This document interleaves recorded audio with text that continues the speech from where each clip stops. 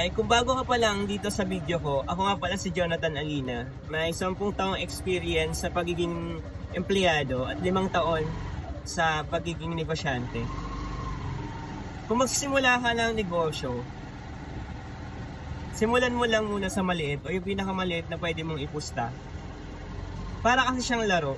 Kung hindi mo pa alam yung laro ng pagiging negosyante, Pwede ka magkamali. Kaya, huwag mo ipusta lahat. Para siyang basketball.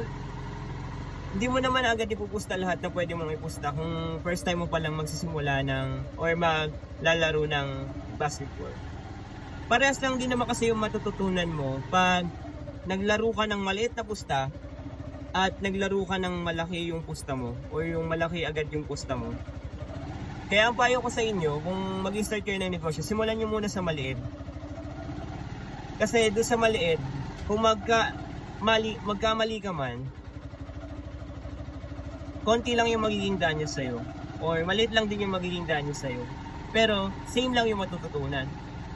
Kung malaki naman agad yung pusta mo at nagkamali ka, malaki agad yung magiging danyo sa'yo. Pero same lang naman yung natutunan mo. Matututunan mo din naman yun pag maliit lang yung pusta mo. Kaya ang payo ko, magsimula sa maliit at palaking ito gamit ang kakayahan at skills na binigay sa'yo ng Diyos. Kaya magtrabaho tayo ng malupit guys, o magtrabaho tayo ng malupit mga kasosyo.